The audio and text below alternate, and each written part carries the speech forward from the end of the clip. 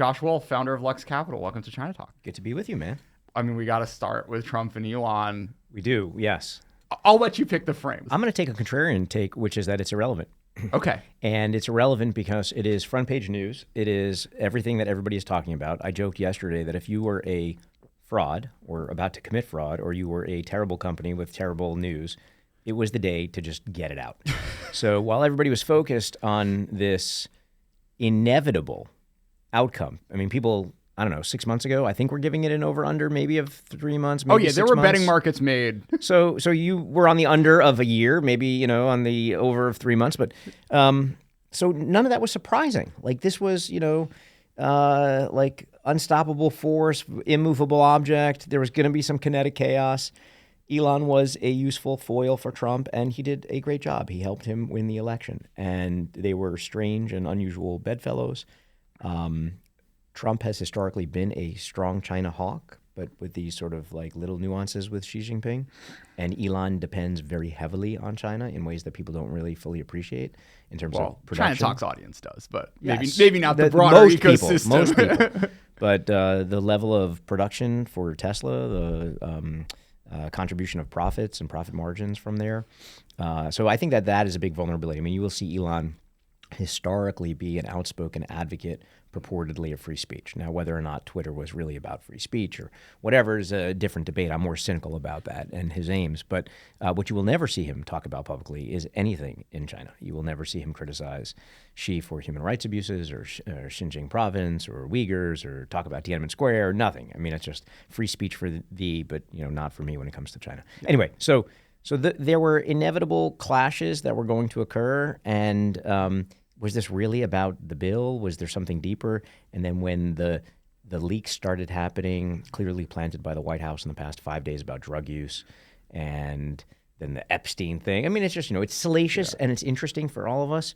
None of it was surprising. So I'm taking the case that it doesn't matter, and almost akin to tariffs. Like Trump campaigned on tariffs. The Dems hit him on when he gets elected, he's going to hit with tariffs. It's going to be economically troublesome. I don't know why these things are surprising. They shouldn't be surprising.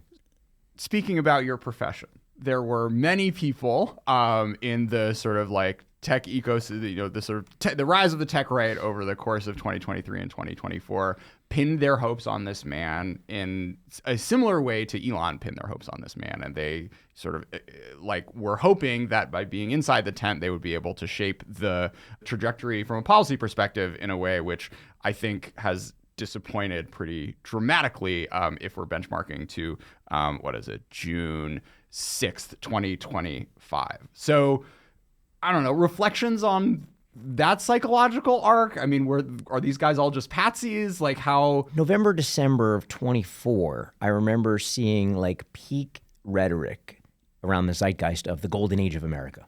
And it's all you could hear was like, we're back, baby. And these ridiculous 1980s Top Gun-infused Hulk Hogan Maverick-style videos of America, America, Sure. And I told my wife, who runs an activist public hedge fund and runs our personal money, like, we need to be buying long, deep out of the money puts, because all I hear is just, to the moon and American greatness. And it just felt like this echo chamber of optimism.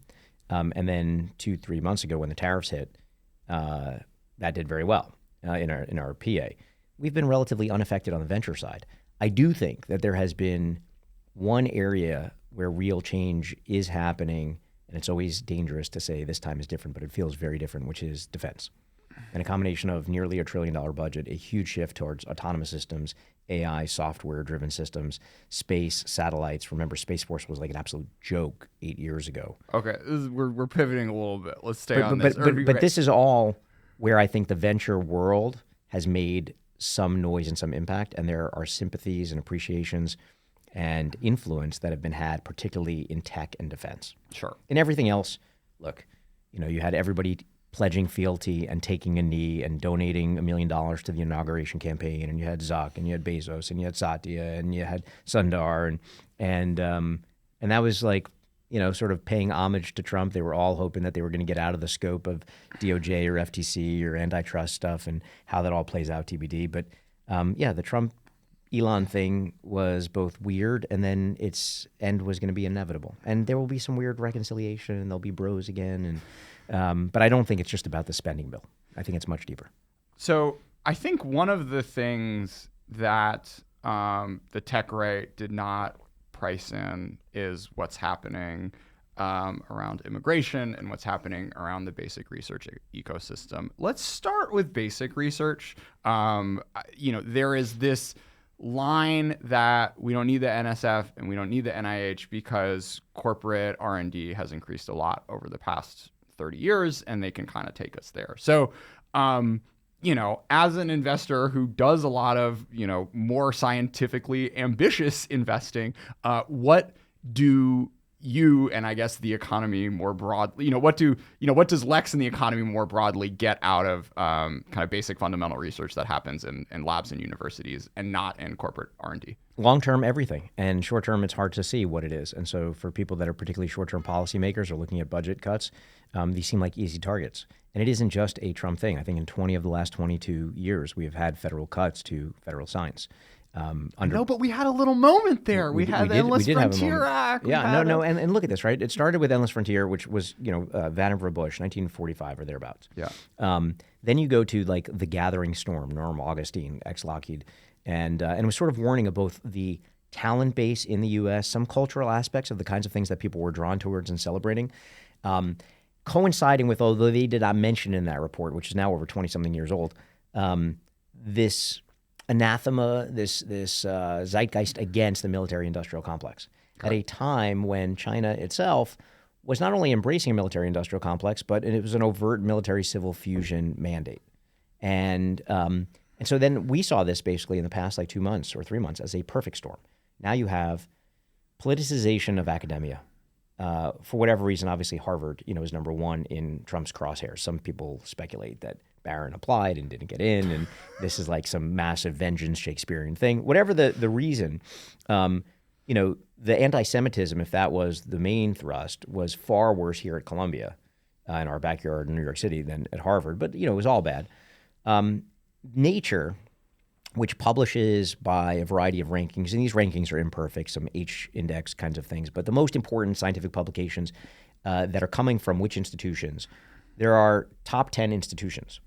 Number 1 is Harvard, and number 2 through 10 are all Chinese universities.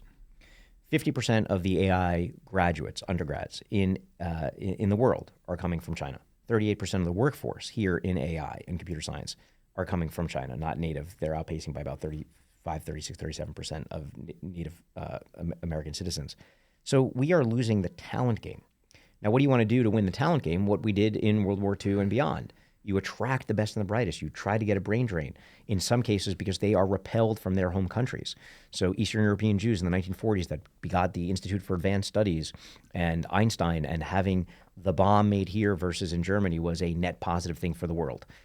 Soviet emigres in the 1980s with Russia in the Cold War, escaping communism to come to capitalism and celebrating and embracing it. And we should be stapling visas to every Chinese, Indian, Pakistani, Israeli, anybody that wants to come here.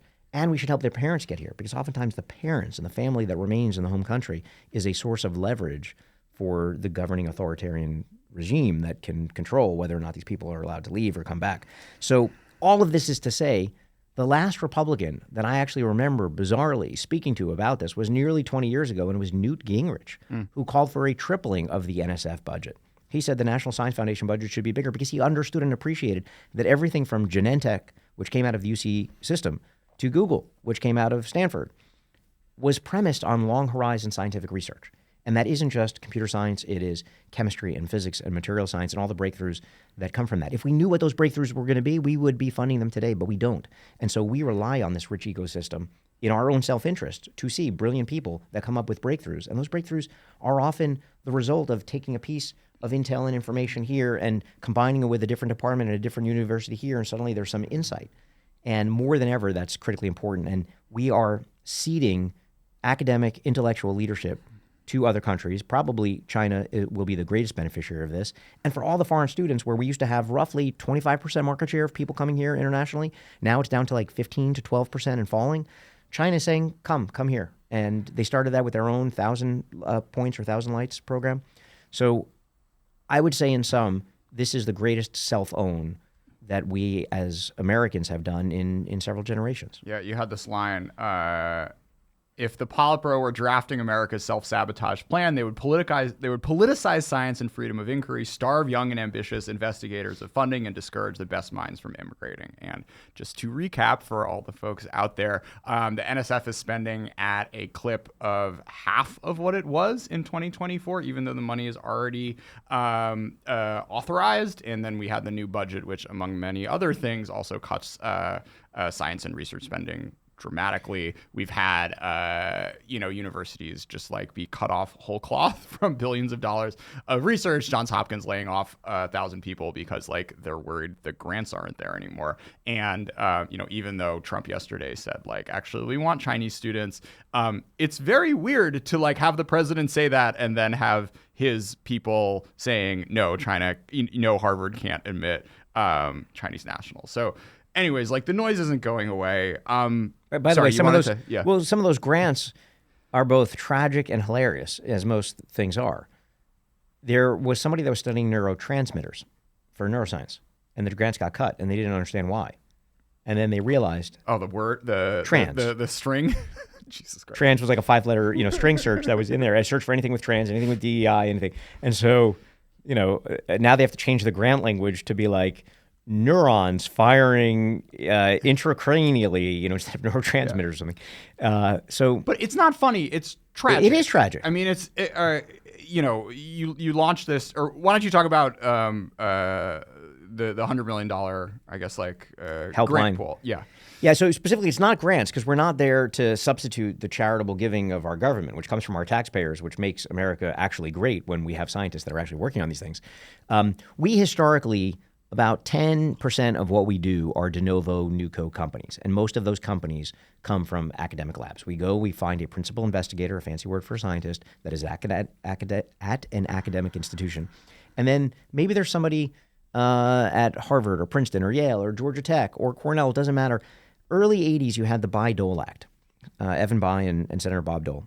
And they basically said universities can get ownership of this federal taxpayer money that is going to research, and it can become intellectual property. So now, if you are a scientist and you're working at one of those institutions, you file a patent, it is awarded to the university, the assignee is the university, the inventor is you, the scientist, and we as a venture capital firm or as a startup company or an entrepreneur can come and say, hey, we want to license that. And there's a pretty well-trodden deal that you strike between a license royalty and an equity. You get about 25%, which is sort of where Google got their 1 day a week thing for their employees. To have that person spend time. You can have them exclusive to you in a company. And this is a well-trodden way to start companies out of academic labs where the professors stay, maybe their postdocs do the translational research and come over. Mm-hmm. So we historically did that. And we've done about 25 de novo new companies and everything from 4D LiDAR for self-driving cars to digital olfaction to do Shazam for smell to hardcore cancer therapeutics and drugs. And Nobel Prize winning work out of Howard Hughes Medical that can let you see inside of cells in real time. So we like doing this, but historically, it's about 90% de-risked, meaning maybe we're taking 10% scientific risk. It's a subjective guess of how much science risk we're actually taking. Now we're saying, with all these grants being cut and with people being laid off at Hopkins and elsewhere, just as you noted, there is great work that are being sort of like proverbial Rembrandts in the attic. It's being left for dead. And there's no money to fund it. And they're sitting there saying, what am I going to do? And if I have to wait 6 months for a resolution for this to happen, I got to go get a job somewhere else. And either I'm going to go study something or go into nonprofit world or maybe go into the for-profit world. So we said, here's our bat signal. It's the Lux Science Helpline. We're going to dedicate $100 million out of our latest $1.2 billion fund. And we're going to double down on taking early stage science risk. Instead of taking 10% science risk because it's 90% baked, maybe now it's half baked and we're going to take 50% science risk. And we're going to help either license your work if it's patentable or patented into one of our existing companies or get one of our companies to do sponsored research to help continue to fund the research because it's relevant to what they're doing. Somebody pinged us when they heard about this for novel materials for rad hardening for space. We have 17 companies in the variety of the space ecosystem, and you can ping them and say, hey, do you want to continue to sponsor research? In other cases, there are scientists that say, I'm done with this. I don't want to do this. I want to go into the for-profit world. Great. We can come and start a new co around you, take your work, take your team, build a lab, and launch you. So this was sort of our way to say, it's a drop in the bucket. I mean, literally, we cannot do this alone. We need dozens, if not hundreds of other VCs to see the virtue of funding early stage scientific work because it is A, profitable, good for national security, good for business. So we're excited to do it, but we need help. We need more venture investors. Our $100 million allocation to this on top of what we do is not enough. Yeah, I mean, it's sort of like all of those, I don't know, I got a lot of emails from a lot of smart people of doing like the backfill for USAID. And it's like, it's nice. You gave away $10 million. You gave away $50 million. But, Right. you know, there Drop in are the bucket. tens of millions of people who are going to be suffering. And like the future is getting pushed out Right. because we're not doing this Totally. research and the monkeys aren't getting fed. And you need time and energy and you need the tacit knowledge that you build over years working in these labs to do this stuff. Preach. But now look, this isn't purely black and white. There are legitimate concerns about politicization of USAID and where some of that money was going. There are good places for it, bad places for it. The big thing that I would criticize the NIH, which is not to say strip them of money, but you should have a bias towards young investigators. Sure. I mean, so much of the grant money goes to, just frankly, I'll say it, old people. And old people are stodgy and they're set in their ways. And you need that potent cocktail mix of naivete and ambition, which leads to great entrepreneurial discovery and great scientific discovery. That arrogance of a young person that's like, I know better than you, and why wouldn't we try this? Whereas the old person is like, why would you do that? I've done that 10 times and it'll never work. So I would bias the NIH budget and much of the federal funding towards younger investigators. So, you know, I wonder to what extent the sort of Silicon Valley or the tech ecosystem that embraced this and the sort of Doge energy that ended up leading to all of these cuts is downstream of the fact that for the past 20 years, you could make the most money by just being 19 and writing software, which is not something you necessarily need a PhD for. And the, like, I don't know, the social returns to that work are, I mean, there are obviously enormous financial returns, but the social returns to that work are very different and like are in a different profile than what you see if you're, you know, making novel materials and drugs and whatnot. Totally. Look, you know, even the term engineer went from being like physical engineer to a software engineer. And you had really at least 20 years post-internet boom and then sort of the SaaS enterprise boom and cloud boom, where that was the dominant thing. And we, by the way, Lux, was sort of off on the periphery of that because we don't really fund that stuff. About a third of what we do is healthcare and biotech and robotic surgery and med devices and crazy stuff. And then another third is aerospace and defense and manufacturing and industrial. And then the final third is what we call core tech, which is more defined by what we don't do. Very little in internet, social media, mobile ad tech, all these things that you're talking about. And you had great fortunes made and you had great companies built. And interestingly, by the way, because there's a China parallel here, Xi Jinping 15 years ago said, like, this is the domain that we're going to fund. And you got all these incredible companies and these ecosystems. And a lot of people in the US invested in them. Now, they invested in them believing that China was this great democratizing, growing market, et cetera. I think knowing what they know now, it would be hard pressed to invest in a ByteDance, et cetera. It's just a lot more complicated. I don't fault them for doing it then. Unless you're Bill Gurley. Well, I love Bill. And Bill is not necessarily part of the partnership. He and I have actually talked about this. And he would say, maybe there's a scenario where this Manus team in particular is trying to get out of China. And I think I resolve that rather than just pile on this, it deserves more study to figure out what's really going on. Okay. But I do think that I personally would not be making investments in Chinese companies that are part of this CCP military civil fusion. So that is a different calculus. Right. The shift also happened. You look at the last Politburo gathering a year and a half ago or thereabout, maybe it was sooner. The people that were proximate to Xi were not the software people or the computer scientists. It was space, biotech, rockets, defense. It was all like the hard sciences. And so there was that time around when Jack Ma went to spend time with his family. Yeah. And all these people got to make, $9.9 billion. But if they got over $9.9 billion, that was like when they were decapitated and were going to like start schools or go to education and they could leave the country or their family could leave the country, but neither they and the family could leave the country at the same time. That shift then went to, okay, the new directive is going to be the hard sciences. And so I used to joke that if you wanted to make money, the greatest capital allocator was not to follow Warren Buffett or Seth Klarman or some of these great value investors that can compound money. It was listen to what Xi Jinping is funding because that is where the world is going to end up going. So I do agree with you that the thing du jour for the past 10, 15 years has been software, that many of those VCs, including like Mark Andreessen, who said software is eating the world. A lot of those people, I think, in part were drawn to Trump because they were so rejected by Biden in some cases. Yeah. And they were sort of like spiting Biden and maybe in the long term spiting themselves. And there was this great thrust behind Trump. And so I still believe the greatest entrepreneurs don't really care about what is happening in the political world. They don't really care what the 10-year rate is. They are just trying to build something because they have their own chip on their shoulder, which I always say chips on shoulders, put chips in pockets. They are trying to just build because they have their own private ambitions, and the time frame of those ambitions supersede 1 or even 2 or 3 presidential cycles. So I'm still bullish on the great entrepreneurs, and I just think that there's a shift from software to hardware.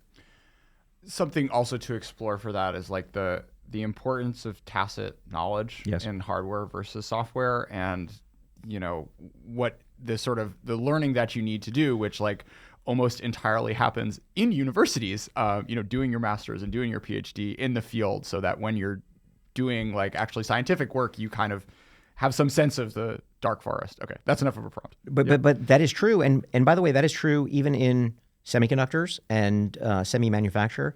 There's a reason that TSMC in Arizona is starved of talent. It isn't just the union workers and the people that are doing the physical assembly. There is scarcity of talent, and a lot of that is tacit knowledge that is inside of Taiwan that is hard to get here. So that is true. You also see that dynamic amongst companies in some of the most sophisticated technologies we have. My partner, Sam Arbesman, who I think you've spent time with or know, Sam's brilliant, scientist in residence here. He's got a new book coming out called The Magic of Code, which is awesome.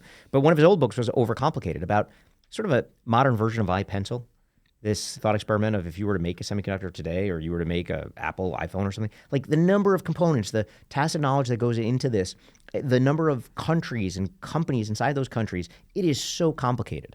And no one person can make a pencil, let alone a semiconductor or chip or a GPU or a field programmable gate array. I mean, these things are really complicated.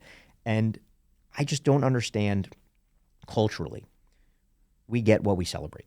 And for 25 years, we have been complaining here at Lux that we celebrate celebrities, as a culture in the U.S. and the Kardashians and the Hiltons and whatnot. And you see this manifested in TikTok and what we get fed here and what is not even allowed in China and what China celebrates in terms of STEM. And we are losing that battle like horribly. You go back to even the labor pool. We have 300,000 undergrads here that are in science. China's graduating something like 1.2 million, and half of our 300,000 are like foreign students. So this is a crisis, in a cultural crisis of what we want our kids doing and celebrating. We don't need any more people going into marketing. We don't need people going into advertising. We don't need people selling shit. We need people inventing things that everybody else in the world wants to buy. And podcasting. But you produce intelligence and insight, and that is valuable. And it's unique insight because, as you said, like people that follow ChinaTalk like knew about some of the stuff, and people that don't. That is an advantage. And so you do produce something valuable intellectually. Well, thank you. Back to the narratives. There was this fascinating back and forth on Twitter a few days ago. You mentioned the atomic bomb and the Apollo program, and J.D. Vance framed that as, we didn't need foreigners to do this. We had 600,000 Americans who, were like weaving the wires to connect all the things together and whatnot, which like A is true, and B, your narrative is also true, that, some of the leading lights of both the, rocket program and the nuclear program came from Europe. So, I mean, yeah, just like the sort of narrow-minded, like you have to be born here to be part of the circle thing. Well, let's come back to that for a little bit and just what it means. This was a fissure also, right? Because you had people that were going into the administration that were immigrants and Indian that were being like lambasted by these heritage Americans, as they sometimes call themselves. And Elon took to defend it because Elon himself is an immigrant, not the classic one that we think of that came from poverty out of India or Russia. But he was defending no, there is a distinction between the immigrants that are coming over the border and taking blue collar jobs and maybe not conforming to American society and source of drugs or criminals. Okay, fine, you want to stereotype, but there are brilliant people that when you look at, for example, this most recent genetic medicine that cured a baby, one of the first in vivo approaches of genetic editing, 2 scientists, one of them came from parents who arrived 40 years ago from India. Thank God that those 2 individuals came here and birthed a child, and we want that. And so everything from World War II to the Cold War to our present versions of Cold War, we want this brain drain. I do not understand why people think that immigrants are a dirty word. They literally are the fabric of this country. And, one of my mentors and the person that put us in business here, even for something less sophisticated than semiconductors or biotech or gene therapy, is a guy, Bill Conway. Bill founded the Carlyle Group, and Bill put us in business. And I was with him recently because his philanthropic push is not on putting his name on buildings and funding stadiums and sports and that kind of stuff. He identified that one of the biggest problems in the U.S. are nurses. You need more nurses. And he says, you're anti-immigrant? Good luck getting sick. Because our entire healthcare system depends on immigrants that play critical roles in everything from the hospital orderlies to the doctors to the neurosurgeons. And we just want the best and the brightest coming here. It is a total self-own to say, no, we're going to be like America first. America first does not mean America alone. And this is what Scott Besson said. And Scott, I think, is one of the great adults in the room. He's a friend, and people always say, well, how's Scott not getting out there and saying this and that? I say, Scott is a student of markets, number one. He understands currencies and countries, but he's also a student of human nature. And he understands in a very Shakespearean way who his boss is and who he works for and how to manage that. And we want him doing that because we don't want him out of the job. Yeah. We talk a lot on ChinaTalk about the immigrants and science from the perspective of, U.S.-China competition. And like, that is all true. But the fact that people want to come here is just like, and look, on the margin, at the limit, like there are issues to open borders and what have you. But the sort of the fact that you're limiting human flourishing by building up walls and sort of like splitting apart these families is just well, I'm gonna say, because I come from Brooklyn, and this is the one thing that I object to. It's retarded. Yeah. Okay. I mean, people like that word is somehow taboo. That idea is retarded. The idea that we are retarding the immigration of brilliant people here to make this country better is retarded. Yeah. So I feel very deeply that the great export that we have is not our music and our Hollywood and our fashion and our high-tech companies and our banking system and it is the American dream. The American dream is arguably our greatest export. It is what everybody wants. The measure of a great country is, do more people want to come in than want to leave? And Walter Wriston said, capital goes where it's welcome and stays where it's well treated. That is true of the flow of money, and it is true of the flow of people. And so I hope that the rhetoric will change, and I hope that there will be enough great American leaders that can counter the president's voice or anybody else that is being rah-rah jingoistic American. There is a subtle balance of making sure that we are that great shining light, that beacon on the hill, and attracting people while being able to distinguish and discriminate in a positive way between the good people that really want to come here and build better lives and build here on our shores and be proud Americans and embrace the American dream. And there are bad people that want to undermine the country. Many of them are coming through our current university system and I think are paid by foreign actors, and that's a whole other conspiratorial thing. Okay. But that there's a virtue of the virtuous coming here and the American dream being upheld and celebrated. And we are right now putting shade on it. I mean, you opened with like, what is noise and what is signal, and this Elon Trump fight being noise. But the signal is that people around the world would rather live here than in China. And they still do. And they still do. And by the way, my wife was saying the other day, all these countries right now hate us. Okay? Canada, like tourism down, and I think there's probably a little bit of that schoolyard arm cross, like, I'm not coming to play with you. Sure. But the reality is, I'm reading about how Canada hates us. And then the next line I see, because I read a lot of papers in the morning, Globe and Mail, Canada wants in on Golden Dome. The rest of the world, even if they hate us, are still going to want our superior military technology. And so the zeitgeist of antipathy from the populace will abate, but people will still want our material, our military material. Yeah, I mean, it's interesting. We'll see how far the next 3.5 years or the next 8 years, the next 12 years take us. But, we're recording this a few days after the Tiananmen anniversary. Like, the fact that hasn't happened here, the fact that there is free speech, the fact that there are elections, the fact that there is due process and habeas corpus and whatnot are like incredibly powerful long-term advantages, not suffice to say, just like things that make life worth living, and make you excited to get out of bed in the morning. And and do things. And I'm still relatively optimistic. I'm always optimistic about technology and science and ultimately the human condition. I'm always skeptical because I have read a lot of Shakespeare about people. Technologies are amazing. Science is amazing. We'll continue to progress. People generally suck. And people suck because they're vainglorious and full of ego and petties and jealousies and they connive and there's deception and all that kind of stuff. Yeah.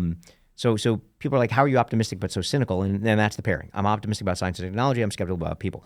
But I always like the Tom Wolfe answer when asked, why do you write about space and astronauts and moneyed Upper East Siders, but you don't write about politicians? And he said, basically I think politicians are like on a train, and the country is the train, and the tracks, might go up and down, but it's generally going in the right direction over the long time. But inside the train, there are clowns on one side in red and clowns on the other side in blue, and they're basically throwing pies at each other nonstop. And every 4 years, somebody that's driving the train shifts, but it's generally on the right track.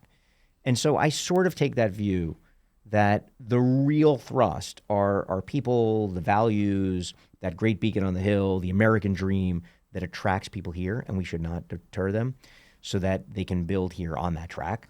And the reality is, like I said, most of our entrepreneurs, they couldn't tell you much about what's happening in the political system. They couldn't tell you much of what's happening in the Fed or the Treasury. They're just focused on building. But the fact that they have to now, and the fact that they have to be worried that their visas are going to get revoked, I mean, it's a look, like, I think for a lot of other moments that would be fine. But if we have our cones of expectation, like there are definitely worlds in which an executive acting alone can yes, undoubtedly can really bend those train tracks. Yes. So Shakespeare, we did I'm gonna send you the show we did with Elliot Cohen. We did 2 actually. It was he has this wonderful book called Shakespeare on Power, and then we did like a Biden emergency episode. I feel like Trump-Elon probably maybe deserves its own like Shakespeare Biden emergency episode. Anyways, Derek Thompson told me to ask you this question: does America need a Gen Z Marsha Linehan? Marsha Linehan is one of the founders of CBT, cognitive behavioral therapy. Okay. Interesting. I love Derek. I took to this. This is psychology. Maybe 5 years ago, 6 years ago, my kids are 15, 12, and 9. My oldest daughter's 15. My oldest daughter is much more like me, very emotionally volatile. So I will have high highs, like not bipolar, but like I'll be emotive, but then I'm calm. Okay. My wife and my middle daughter will have a slow burn with a grudge for 3-4 days. Okay. But we as a family learned some of these techniques of CBT and DBT. And I think Derek's question is like, does Gen Z need this? I think that they do. Why?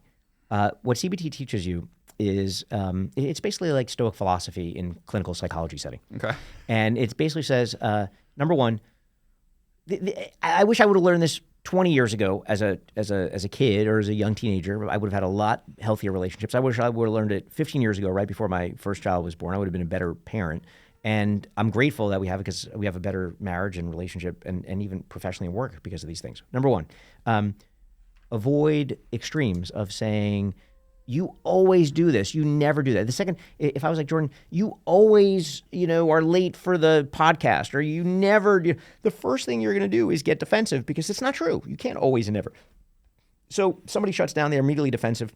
You want to find basically the dialectic so that you're not black and white.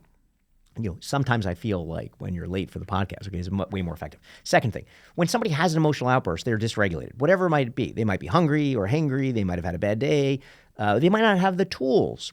And so if my daughter walks in and has a fit about something, she's not walking in thinking, you know what I really want to do? I really want to have a blow-up tantrum, and then I want to lose my phone for a week. Like, that's what I'm really thinking. And so you have an appreciation, like they're doing the best they can with what they have, and they just don't have the tools. The third thing is validate emotions. And this is something that people would be way better at, which is if somebody comes in and they're really upset about something, you could be like, that's ridiculous. It's just a test in math. You're fine. You'll get an A or whatever. Whenever you explain away somebody's feelings and just like brush them off, it doesn't help. People need to feel validated. They feel even more emotionally frustrated when they don't basically feel that release valve. So if you're like, oh, I can see you're really upset and you can do it sincerely, you can help to reduce somebody's emotional burden. So go back to Derek's question on Gen Z. You have a lot of people that I think are just like massively sensitive. And I grew up in Coney Island, Brooklyn. People talk shit to each other. They were rough around the edges. The world wasn't safe. You were able to say all kinds of things. And I have raised my kids that way, that I don't want them being so soft, that if somebody says something, that they're going to appeal to authority and run to the school or run to the teacher and say, he said this or she said this. Like, take care of it yourself. Have a conversation. I'm not saying go punch the person in the face, but take care of it yourself. And they've experienced this, and they tell us about all these scenarios. But I think that the younger generation, whether you call it like far left or woke, has basically lost a little bit of the ability to just engage with people. And when ideas or comments that they disagree with, there is like this hysteria.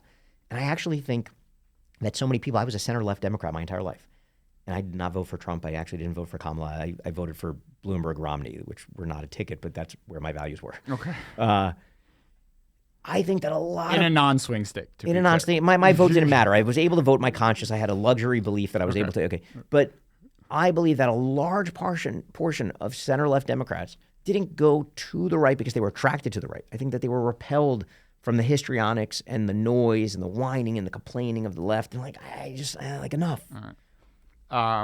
Let's stick with parenting then. You mentioned earlier that, look, Steve Jobs accomplished incredible things. Like, everyone around him in his personal life had very totally, they hate totally it. different. This is a fascinating, fascinating phenomenon. So the time that this really resonated for me, I was reading a biography of Richard Holbrooke, who's like the most storied, not super big in the Asia watching community maybe, but the most storied American diplomat of the second half of the 20th century, and there was a line that his kid said in his book saying his father wouldn't recognize his grandchildren in a toddler lineup.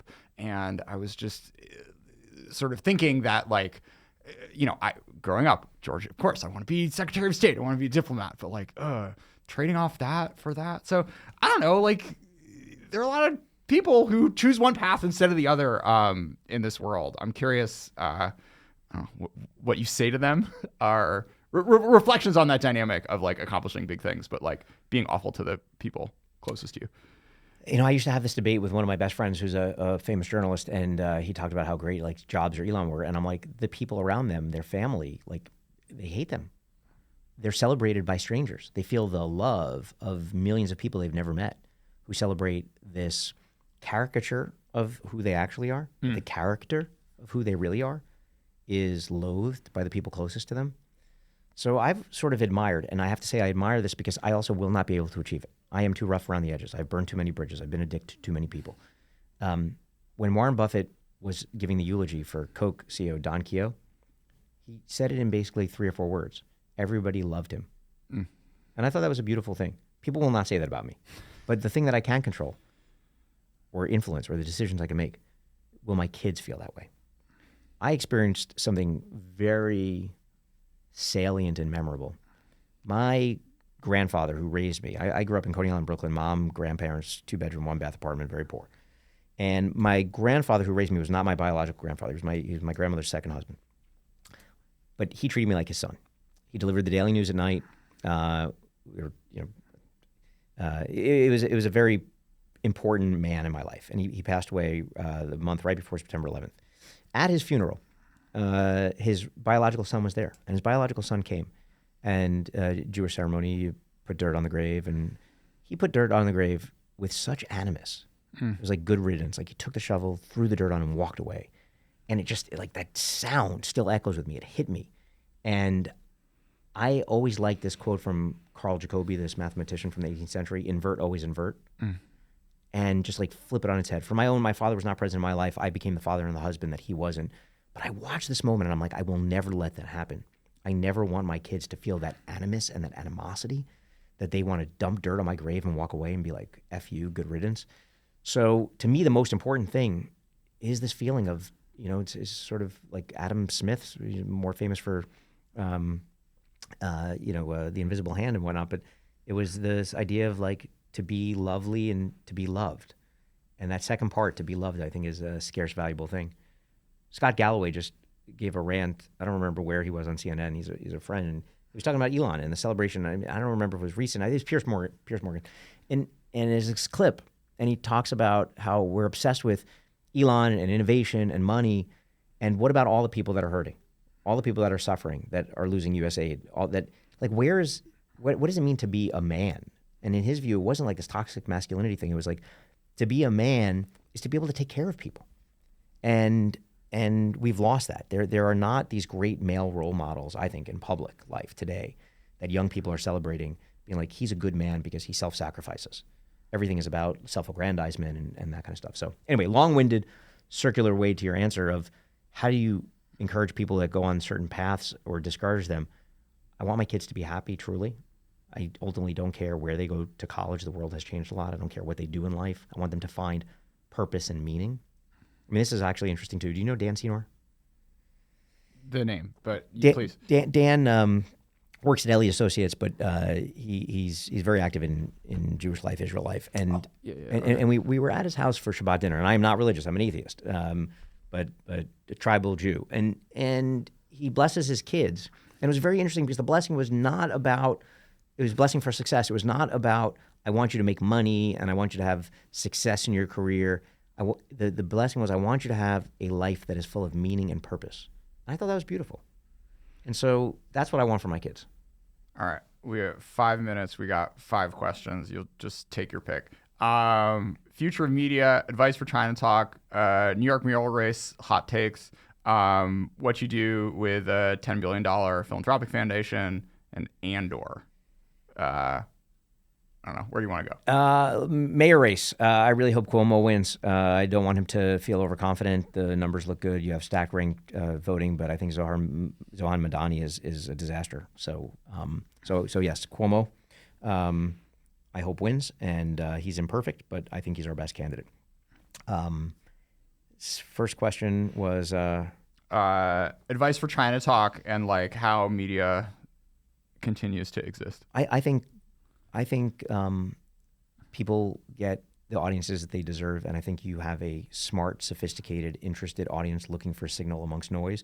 I think you keep doing what you're doing, and I think combination of your Substack, podcasts, video, putting content out there, periodic pieces. You get great guests. I feel privileged to be here sitting with you.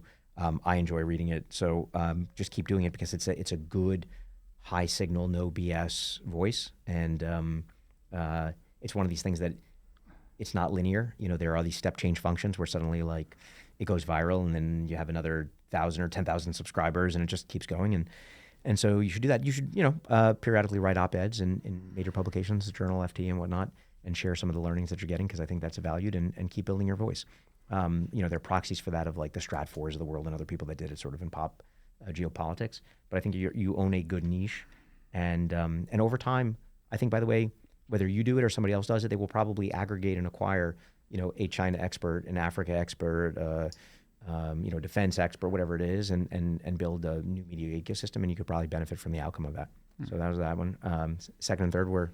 I mean, like, you're pretty rich. You're probably going to be richer. Like, how do you think about, big philanthropic investments beyond the stuff you're doing today? Well, there's 2 aspects here. I really like what Bill Conway did, which he's not trying to do the vainglorious thing where he's putting his name on all this kinds of stuff. He literally looked at like where is there a deficit, and it happened to be that his wife, now late wife, was really focused on nursing, and they are just funding nursing schools, nursing programs, because we have an absolute scarcity here. And if you think about the arc of AI, I truly believe abundance and scarcity. What is abundant is going to be machines helping do everything that we can do intellectually. And white collar jobs are going to be hit. And blue collar jobs, surprisingly, are going to be safer than many people think. The care part of healthcare is going to be critical. The human, if you ask me, like, what do I want my kids to be doing? I grew up playing copious amounts of video games and watching a shit ton of TV, and I allow them to do that. Not Monday through Thursdays, which is school, but the weekends they're allowed to play video games, watch TV. We watch all kinds of movies. We engage in pop culture. We do sophisticated stuff. We watch Fareed Zakaria. We watch Jeopardy.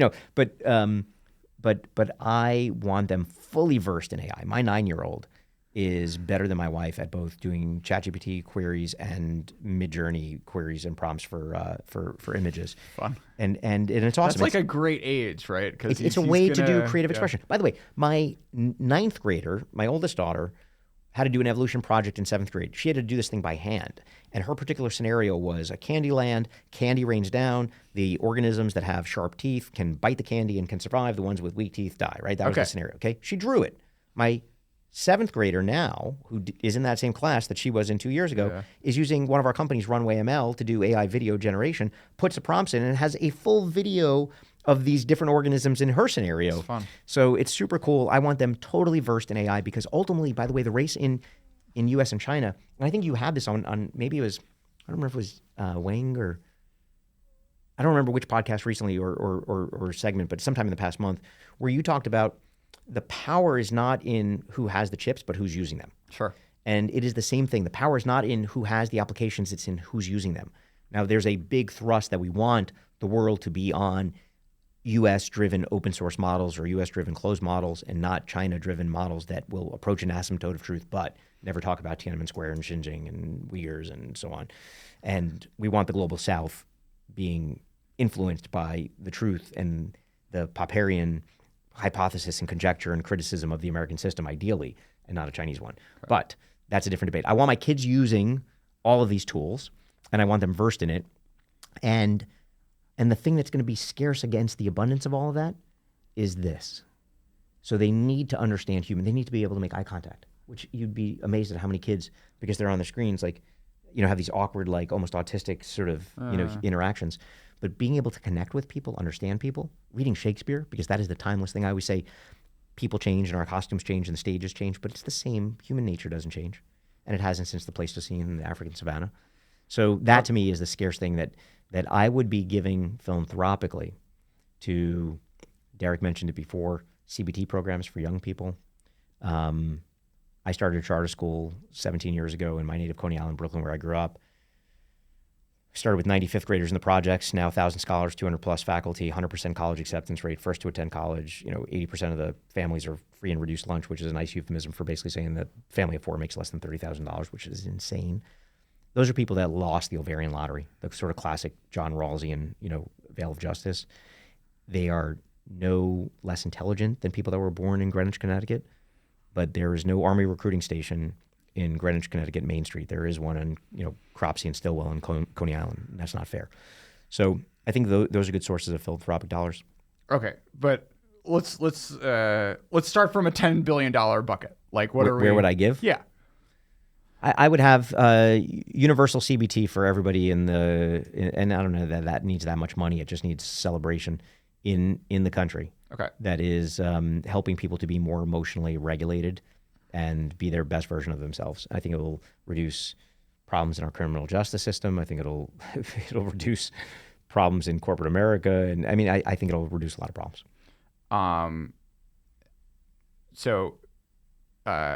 Not to rag on you too much, you give very sophisticated answers to how to invest in the future of S&T. Like, that was a fine answer.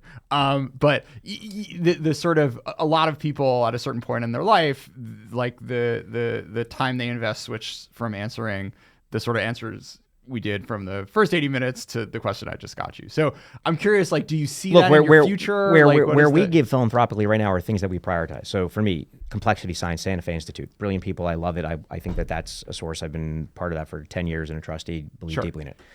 Charter school movement, believe deeply in, because this is a form of civil rights for people. My mom was a public school teacher. Let me try one more time. So it's more a meta question, just like the sort of I'm curious, like the sort of investigation that you need to understand how to use philanthropic dollars, efficiently and effectively. I'm curious, like, how similar or different you think that is from investing. Yeah.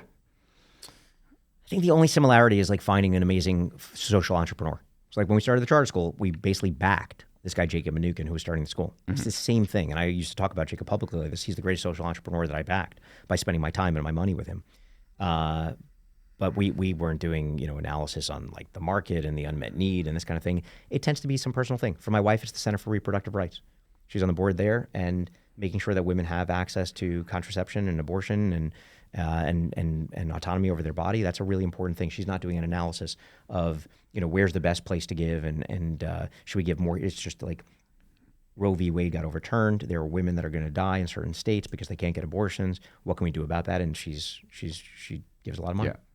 Maybe we'll close on this. Like if we're entering a world where science gets, the amount of like Danny Crichton, who works for Lux Capital, wrote a really interesting thing about this, about how like the net, like if we cut down the science,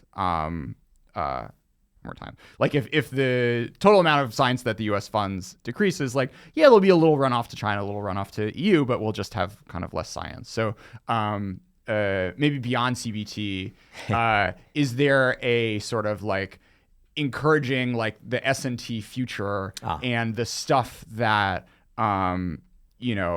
is going to have too much risk for any venture capitalist to invest in, that like you think people should be putting money behind as they're trying to kind of imagine the future of what basic research that changes? Maybe this will be a little bit controversial, but I think that people should be spending a lot less money on climate philanthropy, because I think the answer is there in what I call elemental energy and nuclear power. And I think that all that money should be redirected towards early stage science and psychological and behavioral health kind of stuff, because I think that will make society better. So, those are the Gates and the Bloombergs and the Ford Foundations and those kinds of folks. Yeah. But they were caught and captured and raptured by the climate thrust really over the past 15 years. And I don't know what it's done, honestly. I think it's been a colossal waste of money. It's, speaking to the culture thing, which you led earlier, I mean, it is striking for me. I worked at a sort of half nonprofit, half research fund that was half China and half climate, and like the climate side, they could get money to fund literally anything. It's popular, and you feel good. You go to a cocktail party. Oh, I'm funding climate research. Great, you're doing wonderful. Yeah. Al Gore would be really proud.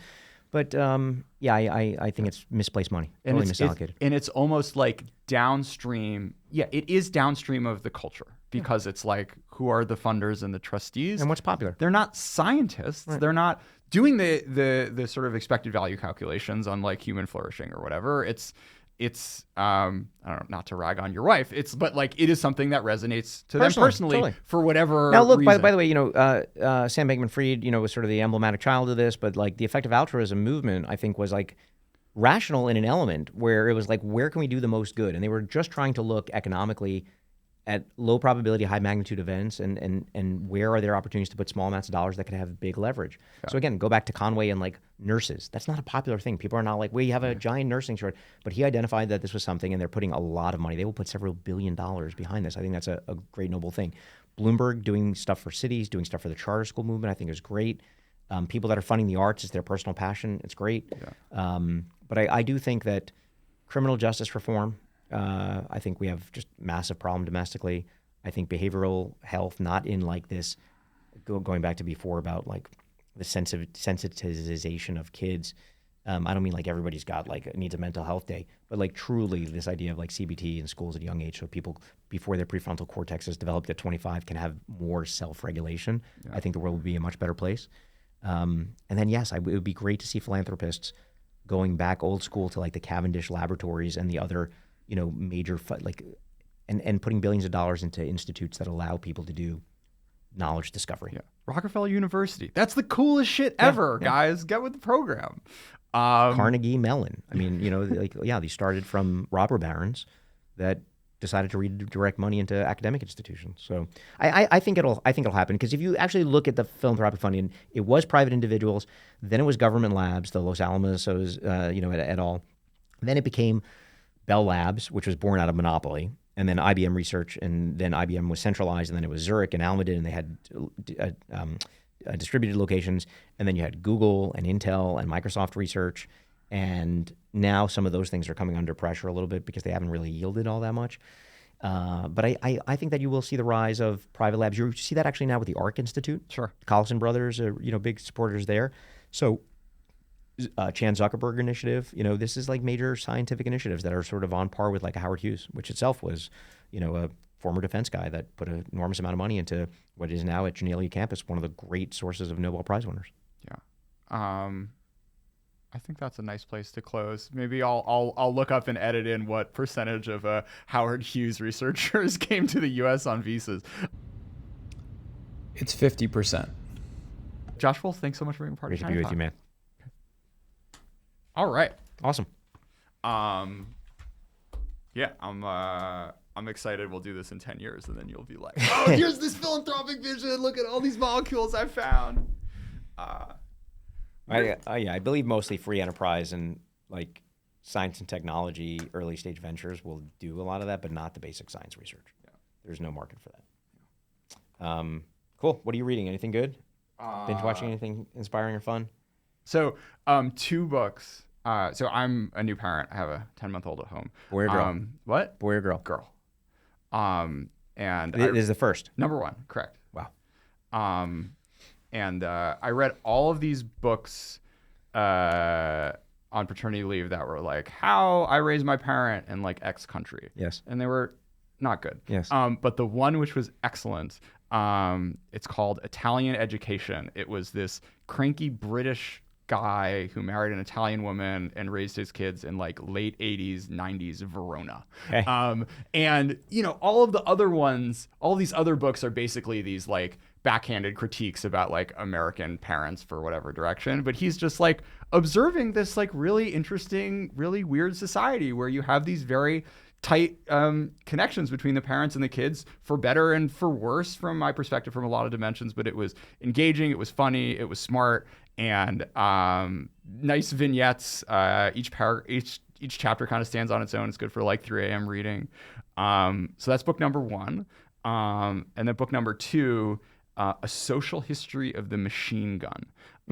So this is John Ellis, who I tried to reach out to, but 3 people were like, Jordan, he is the most cranky person imaginable. Just like let him exist on a pedestal in your brain. Like don't Social engage history with of the this machine person. gun. So what it did, it is tell the story of the machine gun through like a lot of different lenses. I mean, he's a military historian. He did a lot of like kind of like tactics of World War I and World War II books. But in this, he explored the kind of technological evolution of it, from it being like the maximum gun, you know, all the way through to World War II, and sort of who invented it and why and where it came from. There's an acquisition story, which is really fascinating too, because like people didn't think it was real and they didn't want to buy it. And, you know, there were prototypes, there wasn't a factory yet. So you kind of had to like, you know, you had these like hucksters who were trying to like. What years was this? This was like at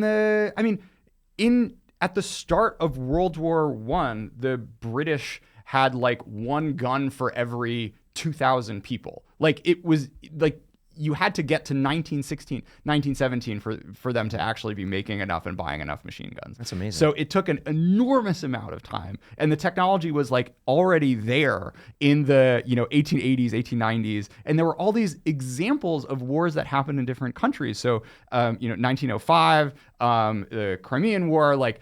You could see it if you were looking at the right things, and he has examples of these like smart colonels who are like, guys, like we need to buy these guns, like they're a big fucking deal. And a lot of people said no, and they all said no way too late. And then the other story he tells is the psychology of not just the people buying the guns, but the officers themselves, who like have to get rid of this kind of mindset of what it took to be a successful officer, because basically like being a sharpshooter and sharpshooter, no, that's not honorable. Like the thing that won you wars over the course of the 19th century was like discipline and standing in line and being scared, not afraid, and sort of marching together, because then you like brought the most power. And that was what the technological paradigm called for, is this like willingness to sort of like be in a rank. And it took over 100 years for people to sort of really change their mindsets to understand that you actually have to be like distributed, and you got to like use like the sort of like a miniature cover on the ground and whatever, and get away from the sort of Napoleonic like mindset of these like gallant charges, which like were the correct evolutionary answer in a different time period, but not starting to not be the case by sort of the U.S. Civil War, definitely not the case by the end of the 19th century, and 100% completely not the case by World War I itself. That's amazing. You got to get this guy. You got to get this guy. He's like 94. So yeah, but I don't know. So it's interesting, by the way, because the juxtaposition of the two books, one is arguably, I mean, all parenting is a form of technology of life. Okay. And this is a technology of death. So it's a nice juxtaposition of what you're reading. Quick parenting things. Number one, I used to say this, but if you walk into a bookstore like Barnes & Noble, which really don't exist anymore, there's one 3 blocks away. What are you talking about? The mere existence proof. They don't really exist. I mean, there's 1 or 2 or 3 in New York City, but there used to be 20. Okay. The mere existence proof, when you go into an investing section or a relationship section or a parenting section of 200 books, means nobody has any fucking idea. Sure. Because if they did, there would be one book and it would have all the answers. And so what I learned, and especially with our first, you come up with a whole bunch of lessons learned, and then you have a second, and they're all wrong because you will quickly learn, I believe, once you have more than one child, nature versus nurture, there's no debate. Okay. They're just so genetically different. Their predispositions, their attitudes, their when they sleep, when they cry, what they want, and from the day they're born, I feel like their personalities, like they still persist. You know, the one that is more reactive, the one that's like more smiley, the one that it's just absolutely fascinating. Second thing on parenting, which relates to China as well. When I was growing up, my mother was like, you need to learn golf and Japanese because this was the lingua franca of business in the 80s. Sure. And then it became, you need to learn Mandarin and coding because this is the lingua franca. Neither of those things really matter today because the pace of AI development for both coding to be able to now do vibe coding. I mean, if you were a computer scientist, you're like, I'm in a good position. I'm super valued. And now all of a sudden they're like, oh my God, like I'm being replaced by, agents. Sure. And translation is pretty incredible. And so I don't know what the next trope will be from parents, but it's usually wrong. Well, we can take it to the machine guns, right? It's like, you were, what was successful for you as you are coming up in these, in the world and in the institutions that shaped you is not necessarily going to be the thing for the next era. And like the humility to understand that, both from a defense acquisitions perspective as well as a parenting perspective is like, I don't know. It's really hard. Well, I'll give you an investing version of that. Okay. Every time that a parent utters the following words, first of all, by the way, the most dangerous words everybody always says is, this time is different, right? Because it never is. And if you know Shakespeare, then of course it's never different, right? Human nature is a constant. But when parents utter these words, it is predictive, akin to like, the defense thing or for investing, what will be the next $10 billion industry? Okay, you ready? It will rot your brain. Every time a parent says it will rot your brain and they don't want the kids doing it, rock and roll in the 50s, TV in the 60s and 70s, chat rooms in the 80s and 90s, video games in the 90s and 2000s. Every one of those things basically presaged that thing that was the target of their ire becoming the next $10 billion industry. Tipper Gore with the parental advisory lyrics and rap music. Rap became the biggest genre of music in the ensuing decade. And so just listen to what parents are basically terrified about right now. And the gamers became our modern robotic surgeons and our drone pilots. And whatever they're freaking out about now, maybe it's, TikTok I have problems with on a different reason, but it could be movie making on social media or whatever. Yeah, this is the hardest question of the day. Give me the optimistic short video take. We have democratized the ability to have creative expression with special effects that used to cost $50 million, and you now have filmmakers that used to be siloed in studio and a studio system and hierarchy and casting couches and the Harvey Weinsteins and these awful people, to now the freedom of expression where people can express tragedy and drama and comedy and surrealist stuff, and they have these tools at their fingertips. My 9 and 12-year-old are better filmmakers than I was at 25 or whatever. They have tools today that Hollywood execs doing Terminator or The Abyss, if you remember back then, like James Cameron-like special effects that are pretty amazing. But that's from a creator perspective. What about a consumption perspective of what they're yeah, just like, well, that's why I think having culture from a 30-second, in 30-second chunks. Again, look at it from abundance and scarcity. I 100% agree that if you are constantly being trained, your attention span is super short. We literally, as a family, practice patience because I know that there are so many competing things for fast dopamine hit, quick responses. And so long periods of quiet reading out of physical books. We do that as a family. Watching long movies instead of these 30-minute segments. No, but you're telling me the things parents are scared of are actually going to be the future. What is positive about consuming content in 30-second I would bites? argue that your ability to process multimodal information is way better. And if you look at you look at your average old person right now, they're like, they're looking at one thing, they're slow. Whereas like you're probably able to like switch between like, a WhatsApp chat group and Twitter and watch a short video and check some emails. Like your ability to multitask, and I still think retain the ability to function is super valuable. Okay. And your heart's not in this one. No, it's okay. But I here's what I know. It's not as bad as people think. Okay. The TikTok stuff is bad, but short form video generally, not bad. Okay. I'm optimistic on the science and technology piece. I'll still be skeptical about the human nature piece. I'm optimistic about about science and technology. All right. Let's call it there then. This is really fun. Oh, do you have a book to shout out? Let's close on fiction and nonfiction. I'll give you nonfiction. The biggest debate my wife and I have had was over a book by Robert Sapolsky, a Stanford primatologist, neuroscientist, who's written a series of books. His first one was Why Zebras Don't Get Ulcers. Okay. And the punchline was that they ran in an ancestral environment for their life, and then they were calm. And we have these constant stressors all day, that didn't exist in our ancestral environment. But the more recent book is called Determined. And either you will want to throw it or you will want to send copies to everybody. And it depends on whether you agree, as I do, that we do not have free will, or disagree, as my wife does, that we are filled with agency and of course we have free will.